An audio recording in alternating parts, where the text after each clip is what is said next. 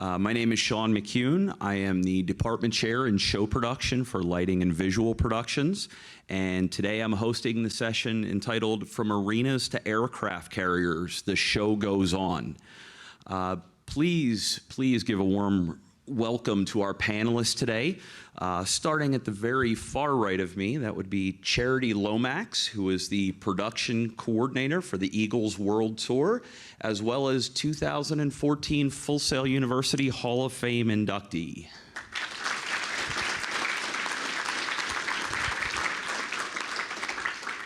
Sitting next to Charity, we have Craig Evans, the U2 Tour Director and Senior Vice President of Global Operations for Live Nation Global Touring.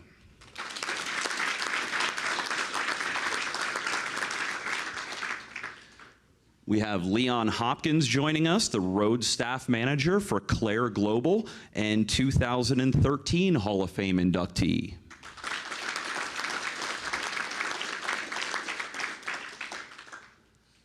Susan Rose, lighting designer, director, and programmer, and a 2012 Full Sail University Hall of Fame inductee.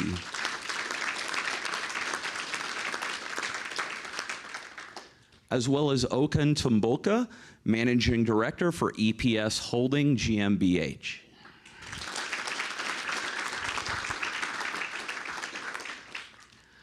So we have a wide variety of production people joining me today. The idea of venues and how it affects production and where we can take productions. What I'd like to do, if you could all quickly, maybe starting with Charity on the end, if you could give a quick summary of what makes a good venue to host a production before we go on and find out about some of the more wild and crazy venues that we've hosted productions in. A venue with lots of loading docks. The more docks, the quicker you can get in, the quicker you can get out.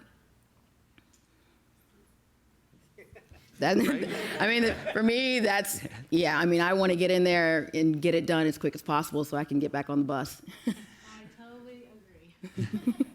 Craig, you want to go right down the line? I'd agree with that. I think that anything that has an established infrastructure, a building, an arena, amphitheater that exists and has everything already built in. Trying to build a new venue out in the field or on an airport or a beach or someplace that doesn't have all that built in takes a lot more considerations. Yeah, for sure. The people look at venues for their access, trucking, power is a big topic. All this equipment draws a lot of current. So all the things that can facilitate the show, there's a list of things, and those are some of the, maybe a couple of the primary things people might look at. And what a building can hold, the weight. So you think in terms of logistics and the things that are directly related to the show, but have to do with the moving of the concert, the production in and out, that kind of a thinking. So. I agree with Charity on the loading docks, because traveling with lighting, a lot of times when you have a 500-foot push and then you have elevators to take things up, it is not fun. And you do come across that on the road where it's an elevator day where you have to put road cases in and lighting trusses and elevators piece by piece, or forklift things up to a stage piece by piece. It's definitely a little challenging sometimes. I also agree to the rest of the group. Actually, I think infrastructure is very important. Rigging plans, loading docks. So there are several items. We have usually our checklist, and when we make a site visit, we check that all. And if we can say yes, checked, then it's a good venue. Alrighty, so now that we have the idea of what makes a good venue, and also the knowledge that we don't always get them,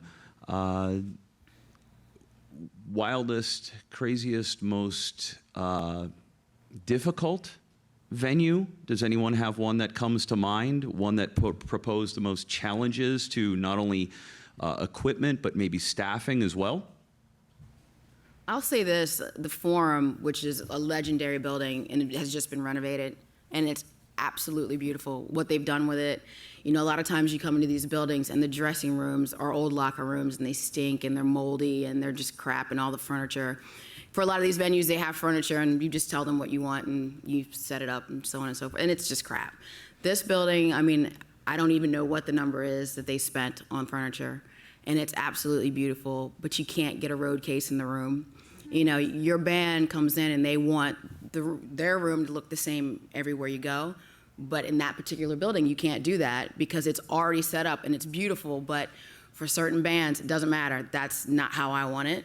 And so that building, is beautiful as it is, and they did such a great job on it. That is a really, really big challenge when you play there now. I have a recent experience, actually. I just finished up a Ringo tour a few days ago, and I won't name the venue, but the venue that when we played there originally years ago had a nice big giant outdoor stage. Well, apparently it's in California and it drops below 80, it's winter, so they moved the show inside because it was like 70. And anyway, they moved it into a small ballroom, basically a bingo hall, Ringo Bingo. But we walked in there and it was a good example. There was no loading dock. You had to forklift each road case up piece by piece. And the stage was way too small for us and for our gear, for my lighting truss. And there was an existing park hand lighting truss up there that I immediately went, I will use this today and improvise, and I did. But it was definitely a challenging day for a very long load in and a very long load out. And it was just one of those days you just, complaining about it and throwing a fit is not going to get you a bigger stage or a different lighting rig. So sometimes you just have to make that call and go, I need to make the best out of what I have to work with today. And you do it. And the show was fine that night. It was definitely not, you know, the most ideal situation, but we pulled it off. And sometimes you have to improvise. You're not going to, it's not the perfect world out there. You know, we sort of go with the philosophy that a show can be done anywhere. And we look at it and do an advanced trip and walk and sort of imagine what it might become and say, okay, this can work. But it has zero infrastructure. And a thought comes to mind of a time on the last tour we did on U2, and we went up to Montreal, and the stadium there was crumbling, and it's the only stadium in Montreal for Olympic Stadium, so we thought, we can't do this, it's not safe. There's cement that's going to be falling on people's heads. So we had to think about where we could do a show. We knew there's a lot of fans that wanted to see it. And we went to a old dilapidated raceway that was closed down, was going to be changed into an industrial park. And when I walked out into the middle of that field, the grass was up past my waist, and you're sort of looking around and imagining that building is dilapidated. It hasn't been used in years. The racetrack, it's all overgrown, hasn't been used. They're going to tear this place down. And we imagined that we could put 80,000 people into grandstands with 42,000 in the grandstand. So we'd have to build grandstands for the show. And put 42,000 in there, and then put 40,000 in the middle of the infield, have 82,000 people attend the show for 2 nights, so 164,000 people. Had to bring in power, had to bring in bathrooms, had to bring in the roadway, how we're going to make the subway, one subway stop work, but how we could bring in 80,000 people a day, how we could extend that period so we'd have fairways, a fair to begin the day, to have people come down and have free things to do. You had to think about what you had to do for stage, where you're going to build your backstage. You know, there's so many of that checklist that Okan just mentioned. We all have that checklist. And if you get a venue that has, if it's a 100-item checklist and 50 of them are already checked off because it exists, it's a good venue. You've got to go figure out each of the others, and you still have to check every one of those items off before it becomes a safe show. So there's a lot of, it's always possible, everywhere is possible. It just takes a little bit more planning and work. One of the most challenging venues we had was actually last year when we organized was the U.S. government, the D-Day celebrations in the Normandy. And this event happened at a cemetery, and we were not allowed to make any forklift drives during the day because the cemetery was still open, and every day thousands of visitors came in, children, adults, a lot of people. And there was no infrastructure at all, so we had to build, ground sport. We had to build the whole infrastructure in, and again, we were not allowed to do any forklift drives. We were not allowed to make any noise. We had to make every hour a 5-minute break because there was a small cemetery ceremony going on. So it took us a while until we find a way how we could do it, like make all the forklift drives during the night, have enough staff to do the work so that we also can have a 5-minute break every time. And it was a very, very sensitive area. I mean, you can imagine it's in cemetery. There are all the soldiers here from the Second World War. So that was a very tough one, actually. I guess I could say when you're in a company that services different concerts and touring, you get handed situations that you have to figure out how to integrate into. And I mean, I can just mention I've seen everything from doing shows in a bull ring in Tijuana, Mexico, to a barge in the middle of the New York harbor floating out there, and you need to have sound, and to situations that are in remote fields. I've personally done shows right at the Berlin Wall before it went down, with outdoor staging and over a big field. And when you're, depending on what capacity of production you're into, the challenge becomes how can you make it right for the audience? We talk about ourselves and what we're doing, but there's a huge consideration to how the audience is going to perceive the show, and that's always an important factor as well. All right, Susan, you actually brought up a point about you can't complain about it. You have to get through, not just for you, but anybody else who has this. How do you prepare your staff, your crew, yourself? How do you deal with maybe an artist when it is a non-traditional venue? It is the day that you walk in and you don't want to walk off the bus, knowing what's ahead of you. How do you do that from a personal relation, and how do you keep everybody going for that show and keep that show in mind, even though it's not your easy day, shall we say? I wouldn't say it's necessarily a lot of preparation that would really make a difference. It's kind of in your attitude, because I look at it as all of us are on the same sinking ship that day. So, the sound guys have to deal with the same issues and challenges. Everyone has to deal with it. And typically, hopefully your artists, which in my case, they're just glad to be up there playing, which is awesome. But they're gonna, you have to make everybody understand that it is what it is, and it's not ideal, and it may not be the funnest day, but you're not the only one suffering. You're all working together to try to make the show happen, and it may not be a fun day, and it may be one of those days you're going, God, I can't wait till this day is over. This is totally, this is not a good day today, but like he was just saying, the show goes on, and you have to make it happen, and you have that choice to make your day good or bad.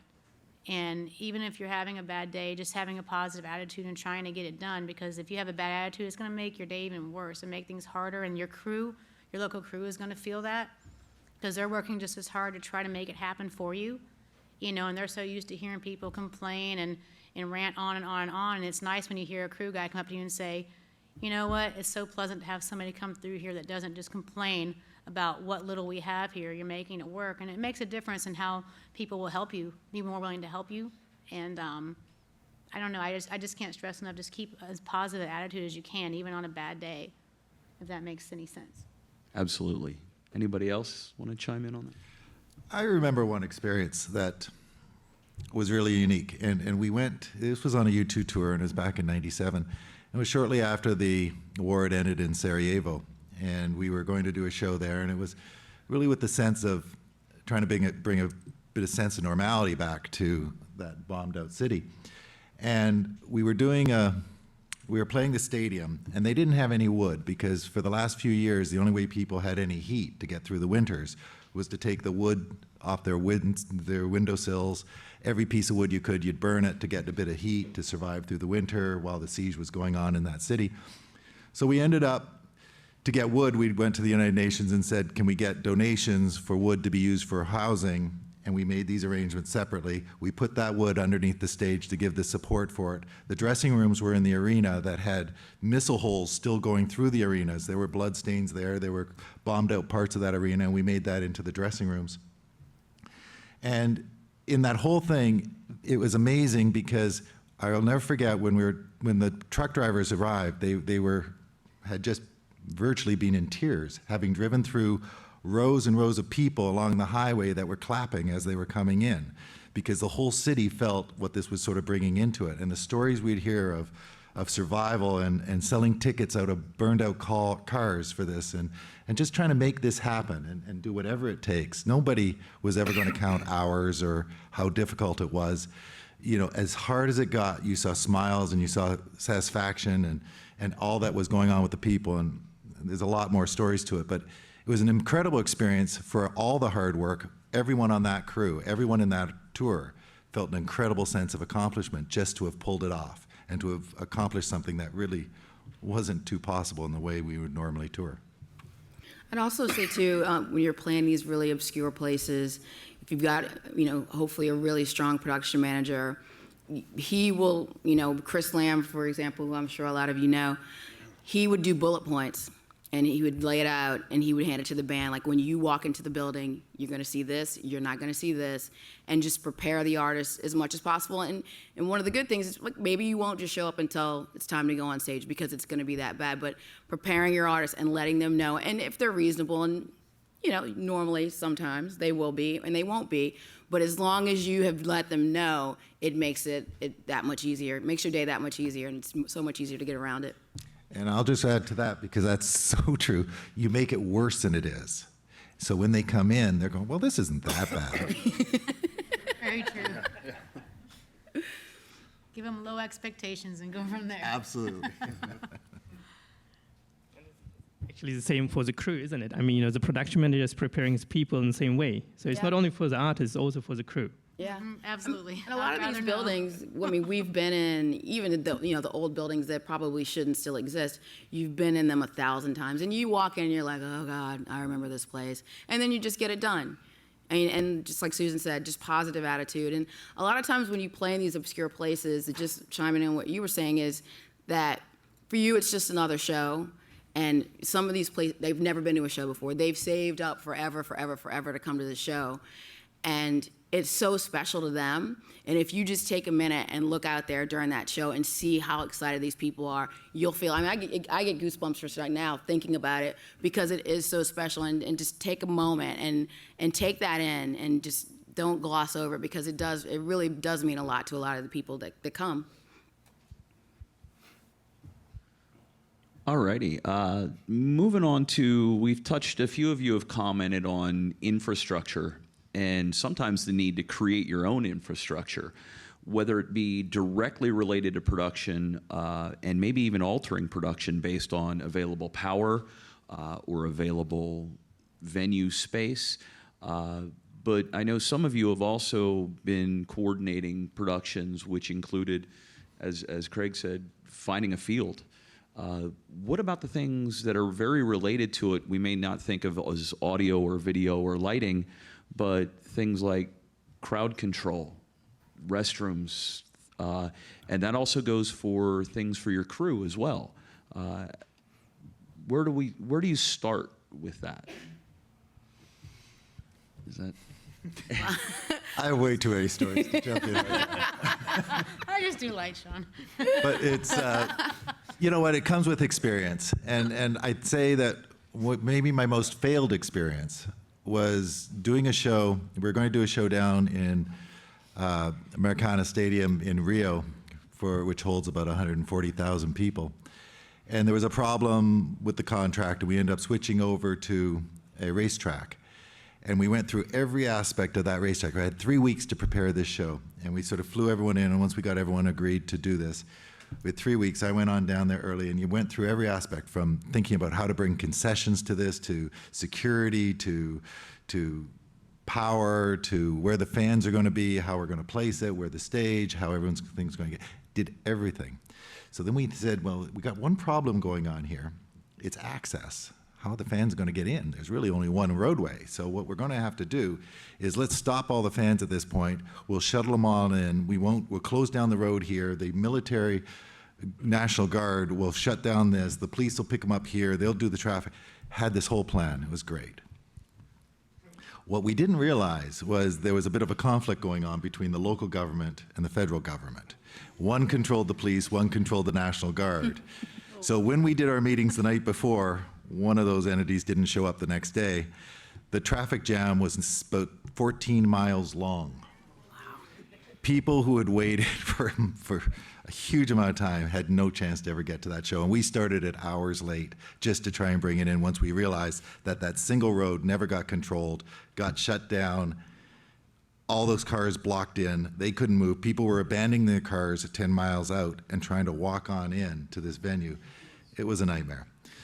We got through it, but I'll tell you, that was the greatest lesson I ever learned. And every show since, from doing solo shows at the Rose Bowl that no one would ever consider, I will go through traffic studies to figure out the zip codes of everybody who bought, to say where they're likely going to take which road and how we're going to better prepare it, how we're going to tell them to turn their GPSs off, because we'll give them better instructions by putting up road signs and everything else to prepare this. You work through your checklist, but it comes with a lot of experience. Yes. Oh, go ahead. Actually, we had to develop a product for the 360 tour with U2. In 2008, when the production manager, Jake Berry, came to us, said, look, guys, we have this project going on. I can't tell you what it is, but I need something unique. I said, and we said, okay, what do you need? And I said, I have a stage with 500 tons almost, and it stays only on 4 feet. And I have to put it in everywhere in the world. So we start to design a product which is a floor cover out of aluminum and which holds the whole stage.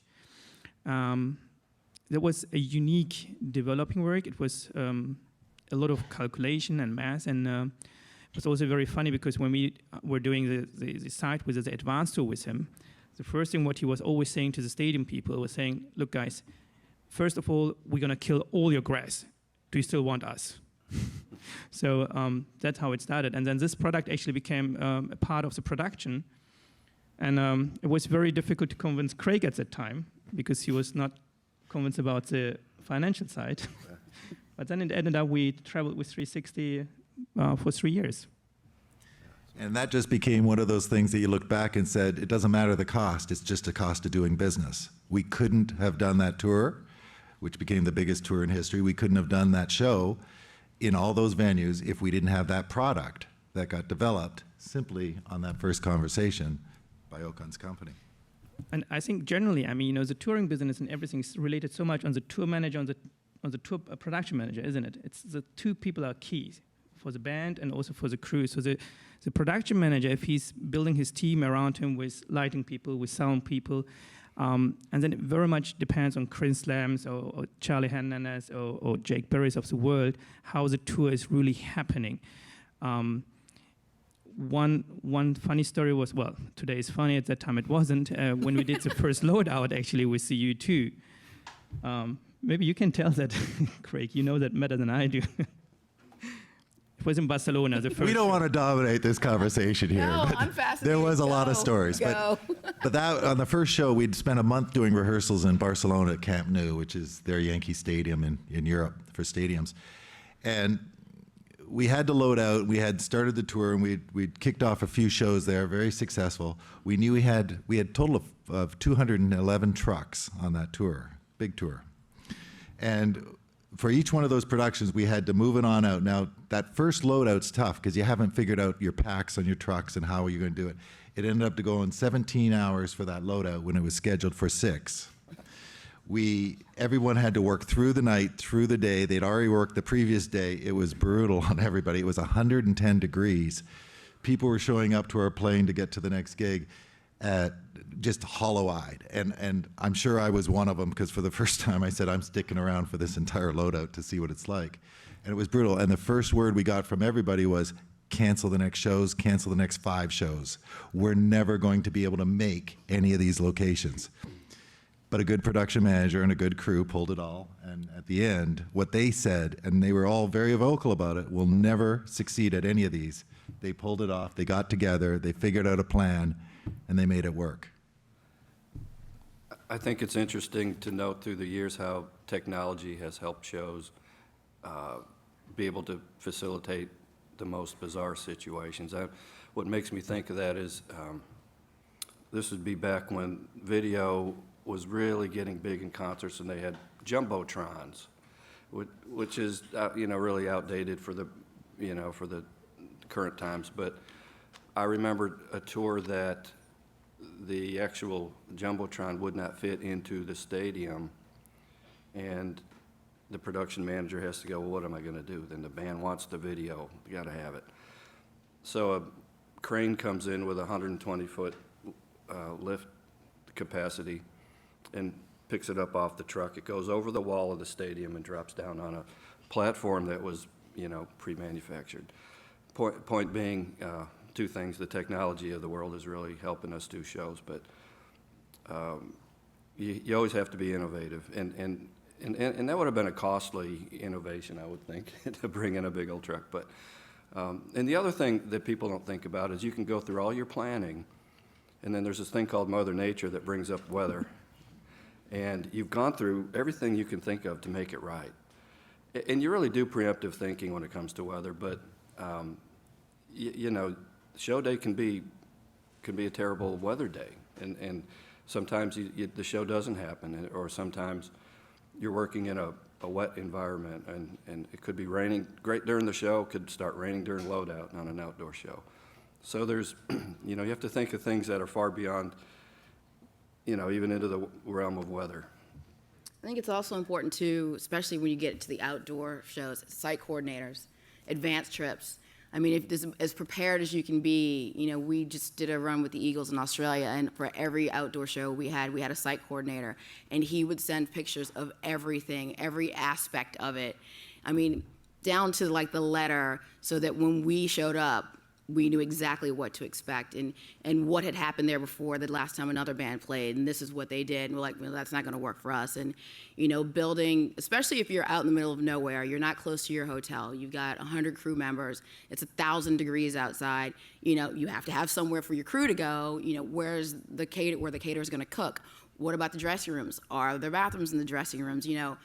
Building a compound, and there's just so much that goes into it. But having site coordinators are huge, especially when you get on gigantic tours like U2. And I think, isn't it that the site coordinators are making actually almost every venue to the same, bringing the same conditions for the production? Yeah. So actually the production is like a train which is coming from city to city, and it's Exactly. always the same for them. So no big changes. When we advance a lot of those stadiums, one of the things we look at is the tunnel that you enter your cranes through, because you've got to have a crane of a certain size. If it's a 120-foot lift or 120-ton crane versus a 40-ton crane, it's different size, different height. A tunnel's generally about 14 foot high.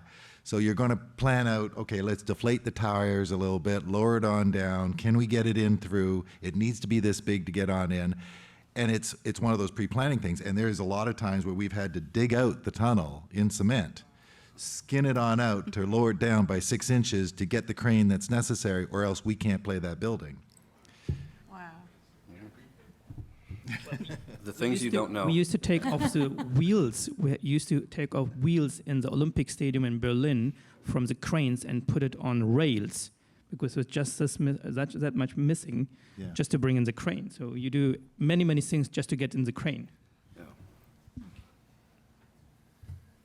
So lots of challenges.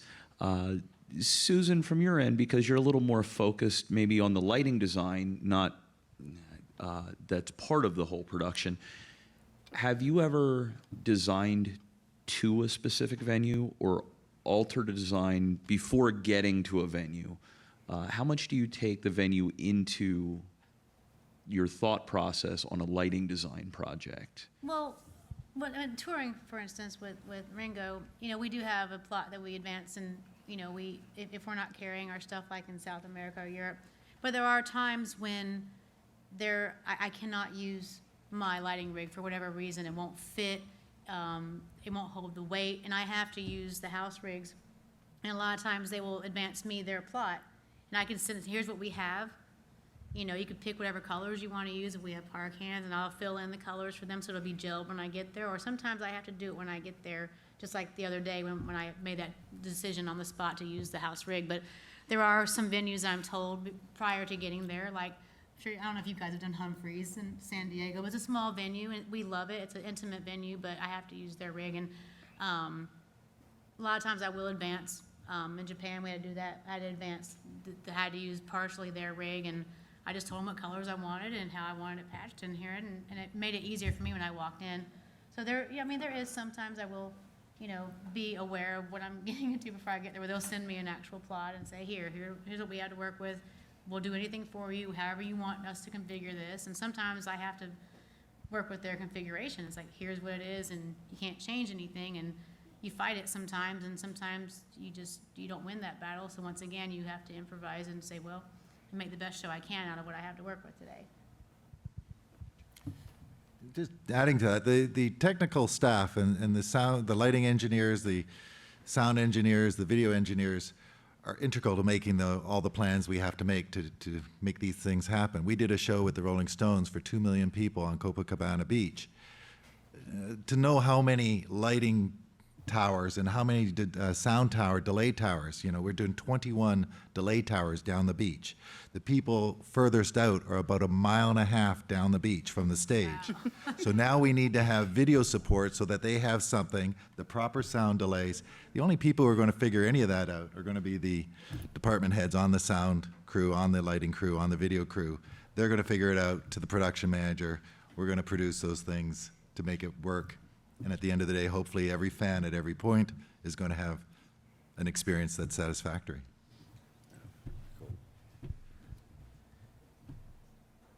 As you go through these, it was brought up earlier about, yes, our job is to make the show go on. I've always said that it misses one word at the very end. It says it should go on safely. How do you ensure safety as much as possible? And has anybody ever canceled a show or not done shows because of safety precautions, whether for the artist, for the crew, or just general crowd control? How do you make that decision?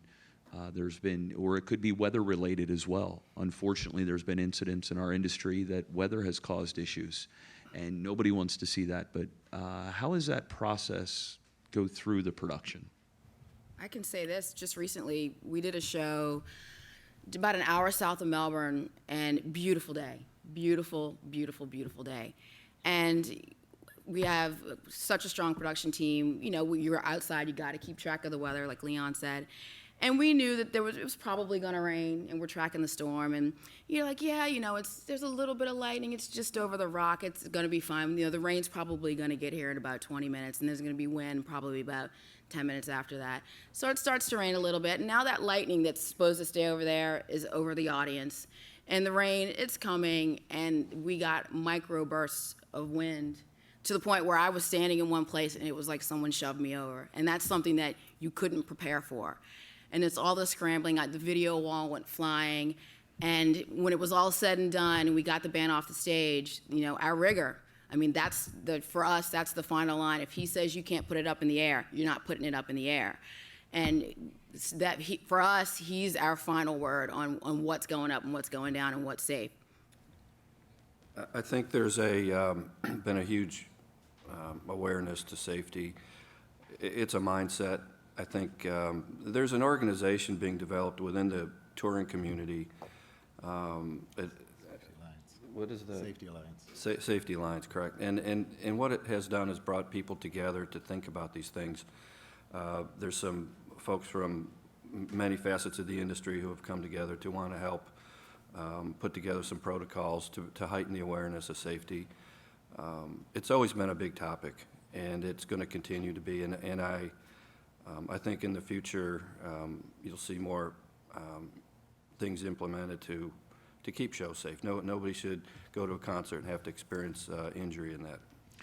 It has become a major part of our considerations. We go to a stage where we take a laminate that has direction for every crew member about where to go in case of emergency, where you meet with your department head, what we do, what conditions, what channel to go to, so no one has to necessarily remember it in case of panic.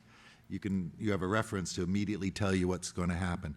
We will track weather for lightning, for every safety part, miles out, and we get difficult decisions. On EDC in New York, we had lightning come in. We had to send everybody, shut down every stage, move everyone into the stadium concourse at Meadowlands, and let the storm pass for the safety of it. Every show that we do on a stadium scale, we have live weather tracking at all points. We know if it's going to be dangerous. We're already talking to insurance companies. We will bring experts out. We have safety meetings through the day with all the local safety people to talk about what condition, who makes the call, upon what sort of levels it will get done. Safety has absolutely become a priority. And I remember in Melbourne, actually, on a tour with Bon Jovi, and we had a rainstorm that had deposited up to your knees in rain in the infield within the first half of the show, and we kept playing. We'd never do that today. Someone falls over, they're going to drown in something like that. It's not the emphasis and the balance between dollars and cents has really tilted over to the cents side. No one wants to take that chance. It's for the fans, and we have to worry about it. We had, over the few years, a lot of incidents worldwide where people died at events. And these days, what we are realizing is that we have much higher demands from the authorities for safety. But also there are different levels of health and safety. One might be production related, where we had, for example, in the last Depeche Mode tour, where the stages were provided locally, and one of the local promoters came up with a stage which wasn't not big enough to put the production in. So they canceled the show because they said, we can't hang all our production because it's not big enough. And the promoter was keep on saying, no problem for the roof, you can put all the weight on it and so on, but we canceled, so no risk. These things you can do it up front, but then, weather-related things or things which can't be foreseen before, like weather or traffic or panicking because somebody is, making something in the crowd. I think these things are very difficult to calculate up front, and that's the biggest issue for us, actually. We had a couple of issues in the Hyde Park in London last year where we were so glad that nobody died. We had a lot of injured people, but you can't control that always, it's very difficult. Yeah, a lot of the equipment in the face of wind has a lot of surface area. I'm talking about an outdoor stage with a backdrop, with a roof, with video screens, and all these things, the sheer surface area of it makes it a wind sail, if you will. And things have to be dropped, and you were talking about the riggers making a call, and these people have to work together on that, and I think what I'm seeing is a very positive move in the topic of safety.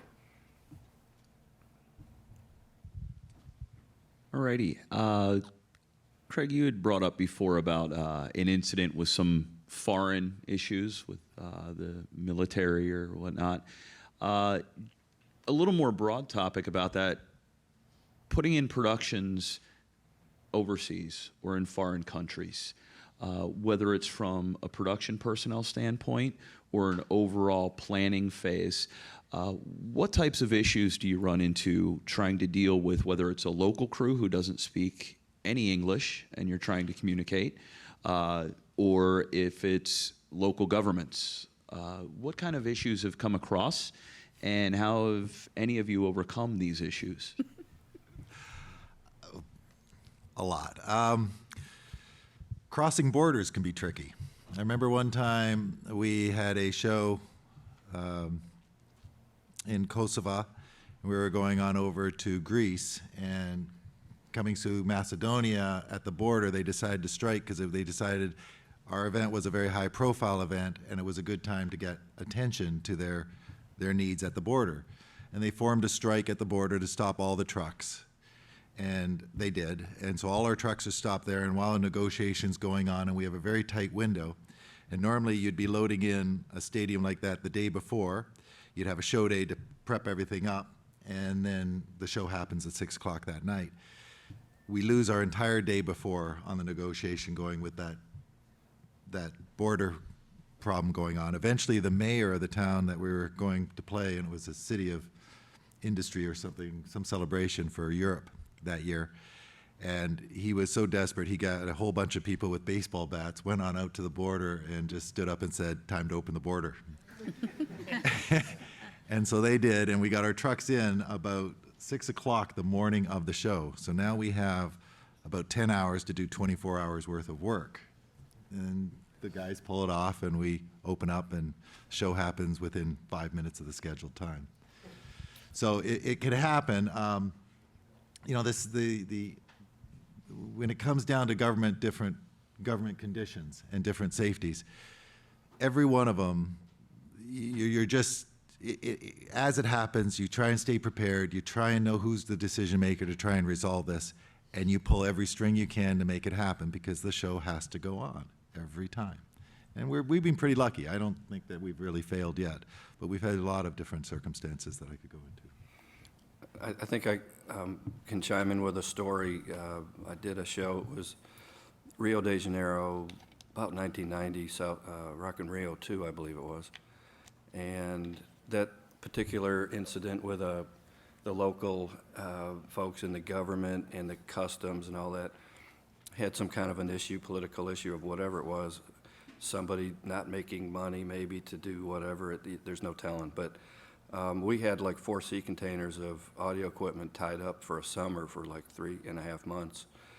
And we thought we'd have it back in May. We didn't see it till August. And it was a real struggle to get the equipment released. And, you know, and we got assisted by the folks that were promoting the show, obviously, and there was, you know, help. But it's amazing what can go on just due to international borders and that whole scene. I'll agree. There's a lot of, you know, you don't realize how fortunate we are here. There's still a lot of corruption that goes on within a lot of these countries, and you have to respect these cultures and the local governments, because when you see guys at a border with machine guns standing there, you tend to go, I don't want to go to jail in Russia today. But a story that I had, we were leaving Kiev, Ukraine, and taking a nice bus ride to Russia, to Moscow, and we had to cross 2 borders. But interesting enough, this actually happened. We left our venue. Now we're in a tour bus and a couple buses and trucks, and so they know that this is a tour that makes money. So we left the venue in Kiev, and about 10 minutes later, cop pulls us over. Now we're not doing anything wrong. We're not speeding. The bus driver was a European driver, so he was used to dealing with this apparently, and basically they wanted money. So he paid the police officer, and off we went. So I'm sitting there like, oh my God, this happens. 10 minutes later, we get pulled over again, twice. Same thing. He's out there giving them, they just wanted money. And we don't get a ticket, we don't get anything. So we get to the border, and it's a long, I don't know if you've crossed the border there, but it's a very long line. There's cars parked for hours just waiting to get across these borders. And we're, of course, in the commercial lane with the buses, and we get there, and there's guys in machine guns, and you're just like, and you don't have anything to be guilty about, but you still feel it. You're like, oh my God. They make you get off the bus, take all of your stuff with you, and just look at you with these guns and staring at you, and you're like, I'm just doing lights for a show. You know? So you finally get across the border, and we get to do our show in Moscow, and we're getting ready to go to St. Petersburg, and we leave the venue, and woo! And I thought, you gotta be kidding me. But fortunately, at this point, we had an escort with us, and the bus driver just got back on the bus and said, everybody just sit tight, we're leaving, the escort's dealing with it. And of course, I'm sitting there like, I don't want to go to jail in Russia, I don't want to go to jail in Russia. And everything was fine. But the point is, the stuff does happen. You wouldn't think it's legal to happen, but over there, their laws are a little different than ours over here, and you just got to kind of sit back and abide by them and don't, just keep your mouth shut. But it was interesting to see the reality of a lot of the stuff that you don't think still happens in this world, and it absolutely does. So you just got to be aware of your surroundings and respectful, because you don't want to open your mouth and say the wrong thing either. With all that being said, it's amazing what a couple of tickets and some swag can get you through. Yeah. I think on the touring business, there are a couple of challenges. Number one is, as we heard now before, crossing borders is something. But I think the bigger issue for us these days is all the different regulations in different countries. I mean, you don't have that problem in America so much because obviously a big country. But if you go to Europe, there are so many different countries, and you have so many different regulations. So if you put a production together, and then you have to fulfill all the different regulations, it's almost impossible.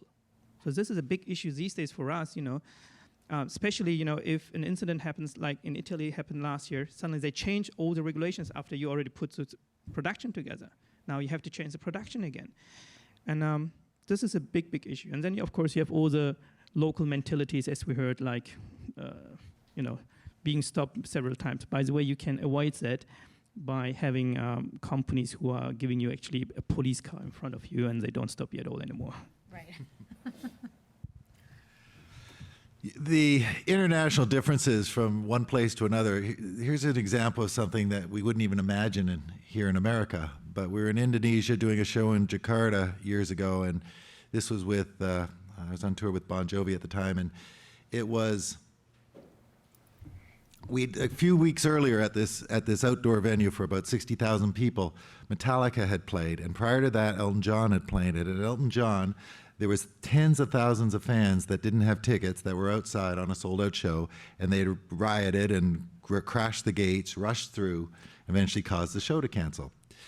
Few month and a half later, Metallica goes on out there, has a similar situation. They crash the gates, push it over, show ends up getting canceled. We're now about to do it, and we're saying, okay, can we learn from this past couple of experiences?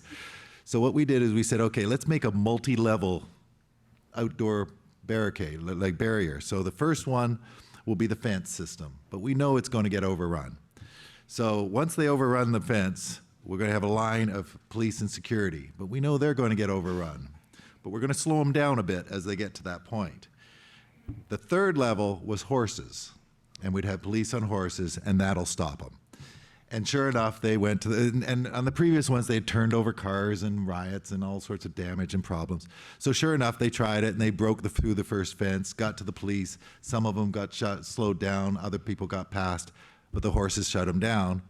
The show concluded and played off the whole thing, and we didn't have any burned out cars. So we kind of looked at that as success. You wouldn't really think of it that way here. Military strategy, yeah. To do a show. I think this is also a problem for in many countries that you don't have the local products available, isn't it? Right. Proper barricades or proper fencing, whatever. I know, instantly in India, when Metallica used to play, supposed to play one day before the Formula One race, the whole barricade broke, and then they had to cancel the show because they couldn't get the proper barricades. Right. This is also an issue for tour productions to get the right equipment in many countries like Jakarta or India or Russia. You know, some of the outdoor concerts in Europe, I know the barricade issue is a big deal, and they even designed stages to have a center, in some cases, access to have EMTs down there.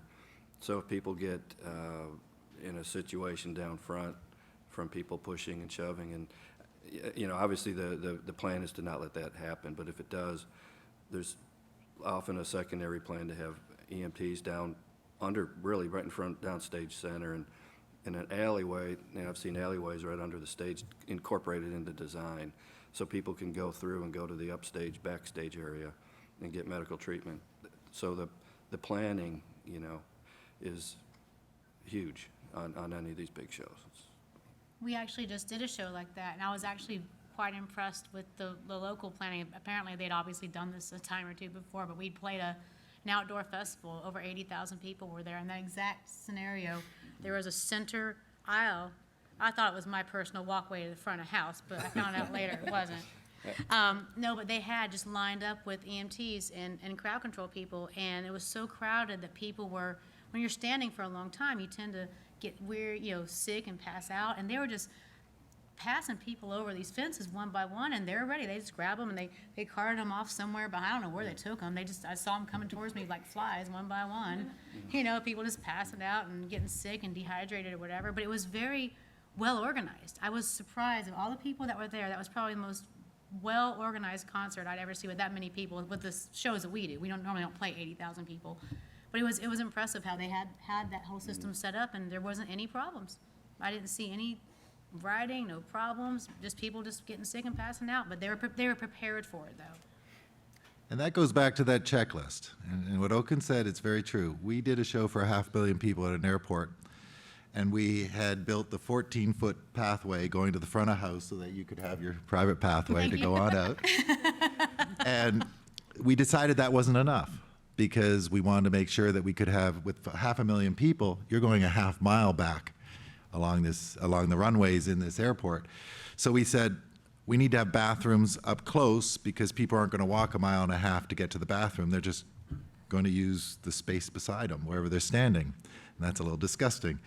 So we decided we were going to put in the shadow of the mixed position a whole rows of toilets, but we knew that they were going to overflow within an hour or two of this day's event. So we had to stretch out that middle pathway from 14 foot to 20 foot to eventually 60 foot, so we could drive in trucks and leave them there the entire day to empty out toilets that could be used through the shadow. And then we built in arms to each of this so we could have ambulances stationed the entire day in the midst of the crowd to help service those people that might run themselves into a point of emergency.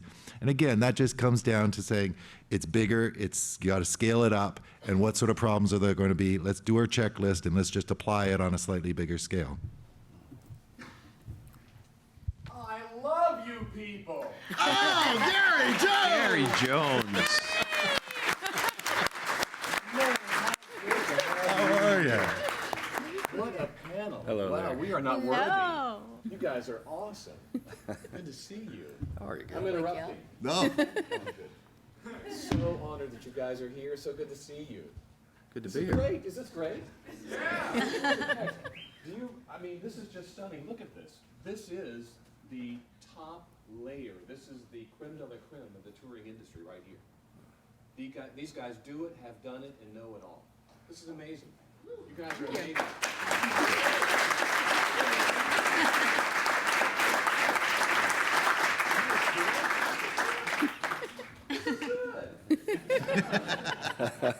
Awesome, you guys. Thank you. Carry on, Thank you please. so much, Gary. Thank you. Thank you, Give a Gary. hand to Gary, too. Yeah, there we go.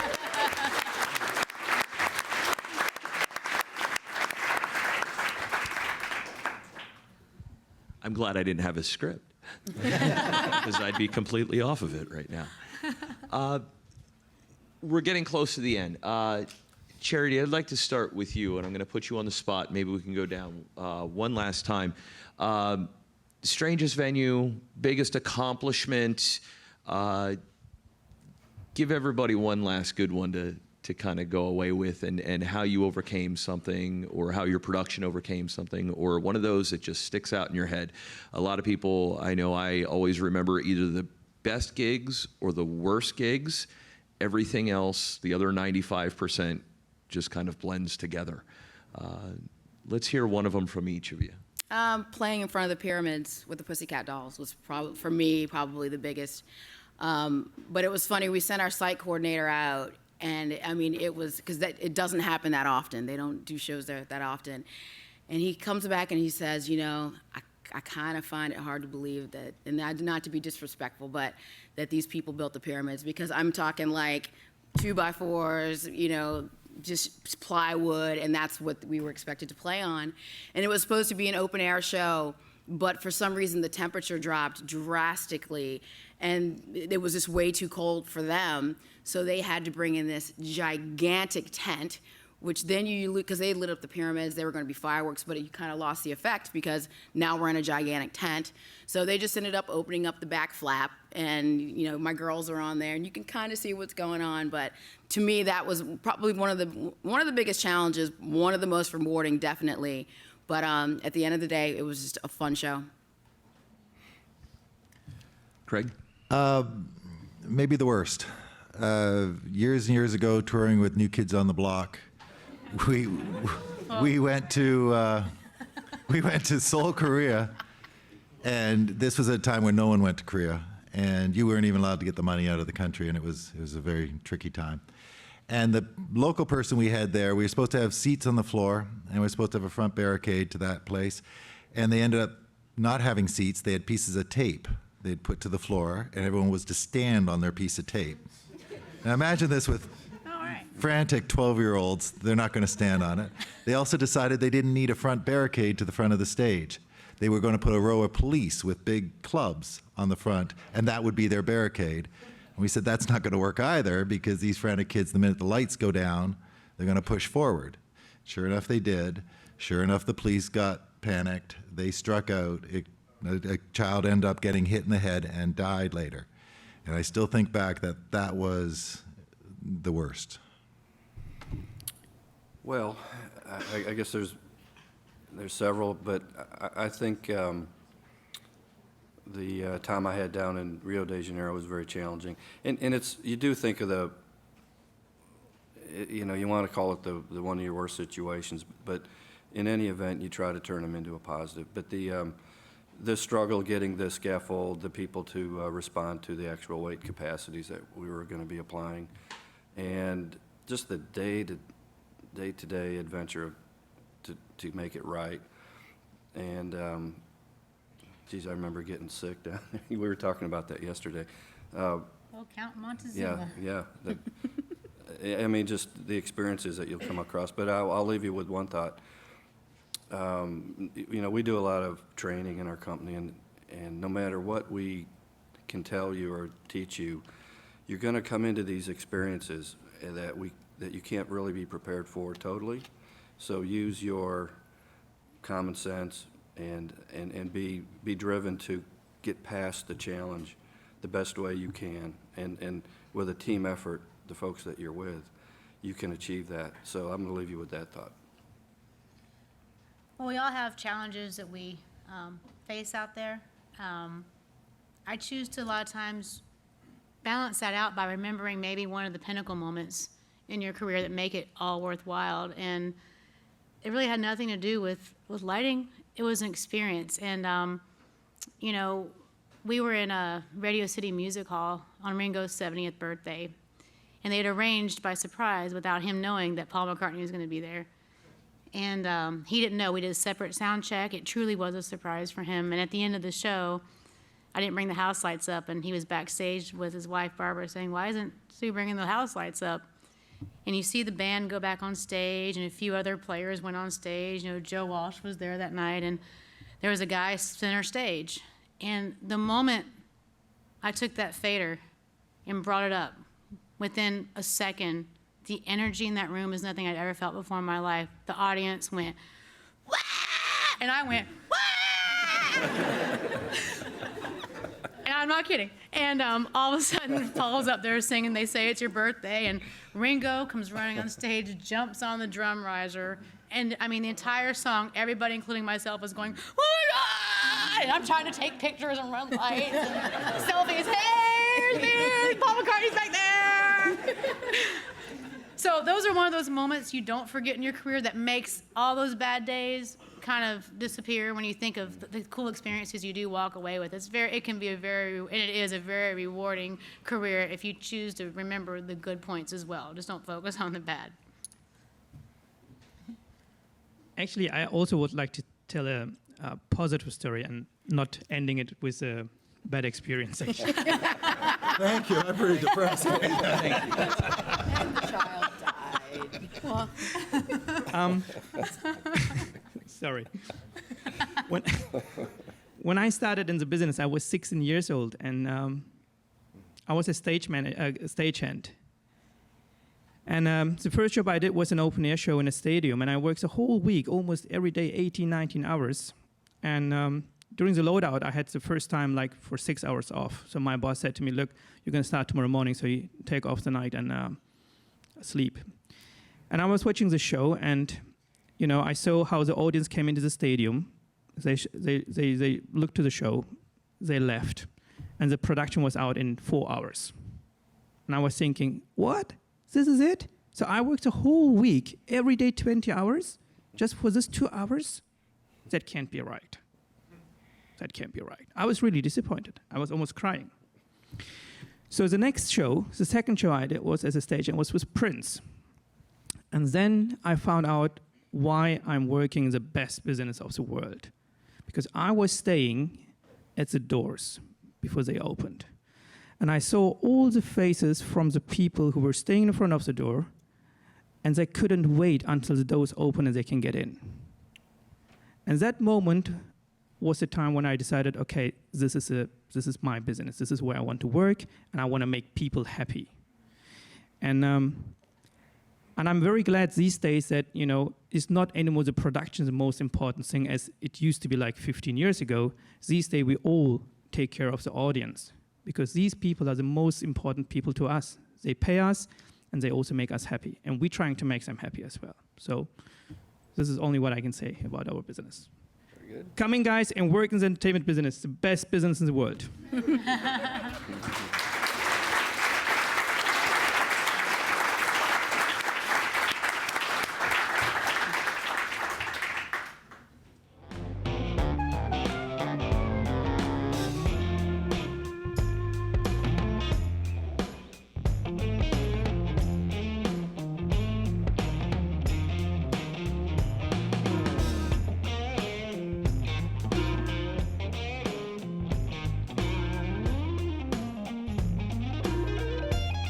You did shows overseas. How did you deal with the language barrier in countries that weren't English speaking? Pointing, smiling, and hopefully a translator. A lot of times we do put requirements for a translator per department, but the touring crew are incredibly competent, and they really do a huge portion of the work. So if it comes down to laying a cable or pushing a box, it doesn't take a lot of communication to necessarily point where it needs to go. And the touring crew is so experienced that they're usually able just to direct with, as said, pointing and just sort of indicating where it needs to go. I would say there's a huge percent of people that you find in the international world that do speak some English, and you can get by, and you can always get help. As Craig was saying, the local folks, when they front a show, there's somebody there who's very competent at translating, and you use that sometimes. But the general setup goes really well. It's amazing, and people that are in those other countries have done a lot of shows. They know the rhythm. They kind of know how it goes. I speak fluent broken English. Right on. A lot of pointing. Typically, like there's usually a translator there or somebody on the crew that speaks a little bit of English. And if there's not, you play a lot of charades and point. But like Leon was just saying, this isn't their first rodeo for the most time. They've done shows before, so it's kind of common sense of how it all kind of goes together if you just point. On the business side, English is still the universal language. So when it comes to settlement or any sort of management behind the scenes stuff, it's all done in English. That's the reason why you guys don't learn any other language. Good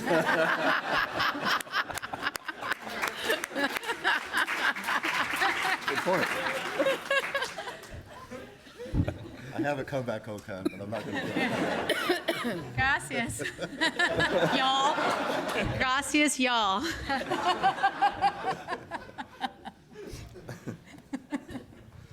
Good morning, you guys. My name is Vince. You guys talked a lot about problems. Oh, sorry. You guys talked a lot about problems as the shows got bigger. I'm wondering, is there challenges as well when shows get really small? If you've ever had issues trying to maybe parse down the show or something maybe along those lines? I can tell you for the Eagles, we started this tour almost 2 years ago, and we did our first load-in, and it was a huge rig. It was beautiful. And our next show was a shed. And I'm like, I don't know who was thinking, but I mean, on the spot, and that goes back to the department heads, figuring out how to scale this overnight. Mind you, we knew we were going to do it, so we were planning farther in advance, but you've only loaded it in once, you've only loaded it out once, and now you have to figure out, you got to repack the truck because you don't need anything, how to scale it down to get it in this small building and not go into some crazy labor, call and so on and so forth. And once again, we figured it out, it happened, and it was a great show.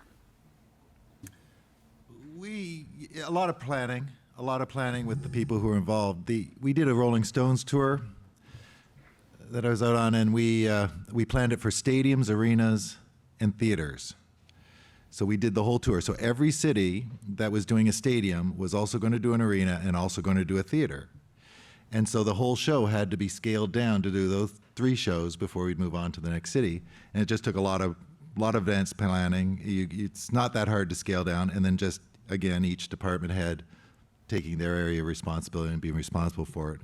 And then we just manage and direct that. Is it easier to go up or easier to go down? Oh, boy. A bit of the same. Listen, there are magics these days. You guys are really magic. They do the same show. It looks sometimes bigger and sometimes smaller, but it's actually the same sometimes. Look to Madonna. we did arena tours, arena shows, and we did outdoor shows. And it was no big change between them, was it? No, again, with experience, you can take an arena show, put it on a sub deck on a stadium, supplement it with a bit more sound, give it a little bit of extra look, bigger video screen, and it's the same indoor show, same content, and it just simply plays to a larger audience. You can pare it down, adjust your lights, adjust a bit of sound, get down into a Hard Rock casino or a House of Blues. And so we can, it's just that pre-planning, you know, each one of those venues of all sizes have that same checklist. You're just going to use that checklist and go through your points and say what is it needs to apply to this size versus that. Well, and we can go to the nightclub world. Let's go to the trenches, you know, where a lot of things started. And you'll find, maybe you're carrying a console package and maybe no lights, maybe a few. There may not be an electrician. You might, you know, a lot of young bands are on their own on how they get things done.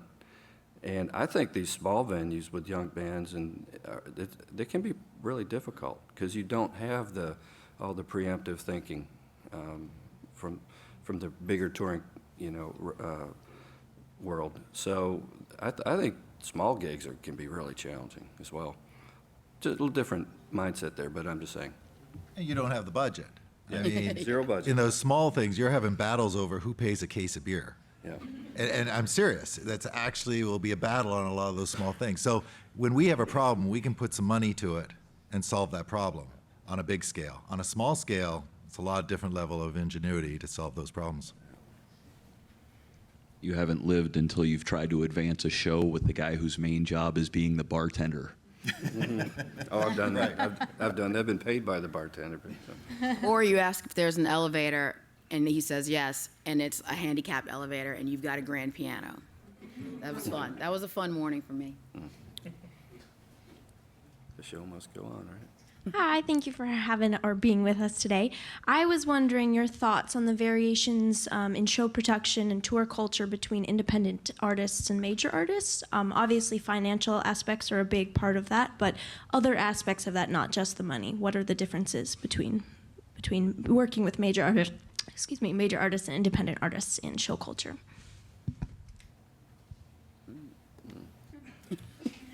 I think it varies from artist to artist, because I've worked with some established, esteemed artists that are just laid back and awesome to work with, and I worked with newer artists that they are legends in their own minds, and they're sometimes more divas to deal with than the bigger artists. So it's just going to depend on, for me, trying to answer your question, the person and the artist themselves. Obviously, budgets are going to be different, like Greg was just talking about. Obviously a bigger artist is going to have a bigger budget, but I think it just varies from artist to artist. There's really no formula. Some of your biggest stars can be the nicest people, and some of your up-and-coming artists can be the biggest pains. So it just depends. But there's artists, too, that can be big pains, too. It just depends on the artist. Yeah, I think that would be a case-by-case, maybe, but I think what you find is people who are around a long time, who start as an artist and rise to the top, they've got a particular passion, obviously, and you can have a great show in a small venue and with a new artist. You've probably all been to clubs or other things that have just been a lot of excitement generated.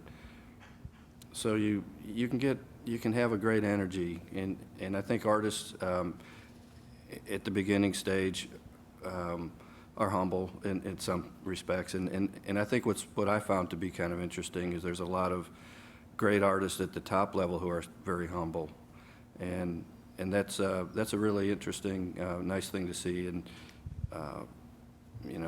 someone that's had a 30-year career and they're still as human. They get up like you and I, and they can talk about things, and so there's a variety, and there's the extreme other ways too, I'm sure, but.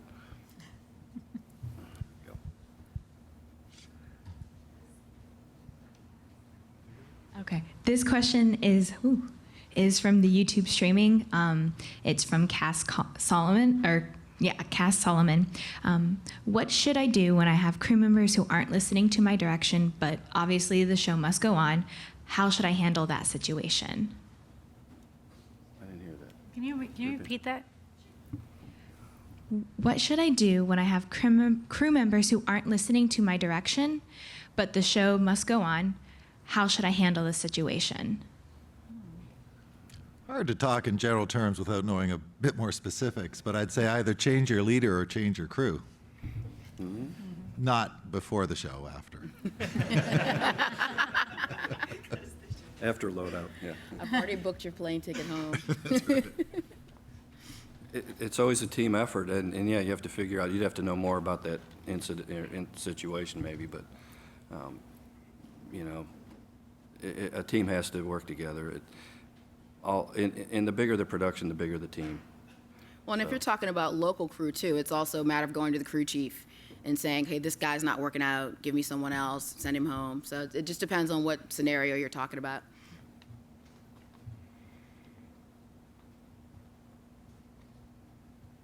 All right, I believe we have time for one more question. Oh, I see a gentleman over here.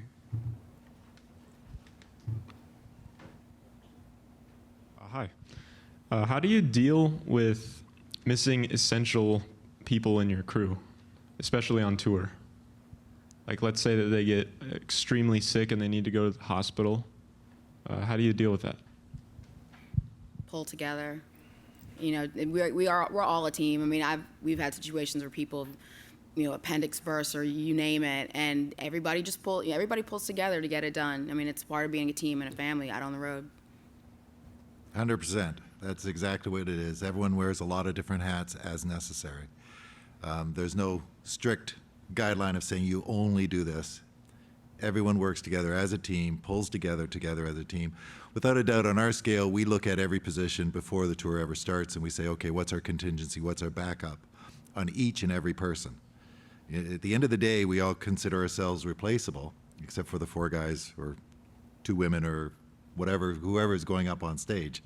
Outside of them, everyone else is replaceable, so we need to be prepared to back up, cover up. And it's amazing because it really is a team out there. And anyone who's ever played on a team or been in a big family, that's what it's like. And everyone covers and everyone supports each other at the end of the day to make that show go on. Everyone has the same desire. I concur.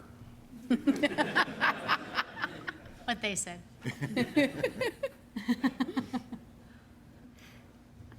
All right, well, thank you all for attending today's panel discussion, but really a big thank you to our guests. We have Charity and Craig and Leon and Susan and Okan for sharing their knowledge and their time with all of us.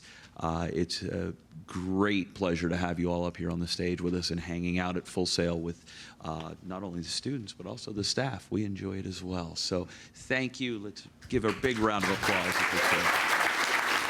Thanks, Shawn.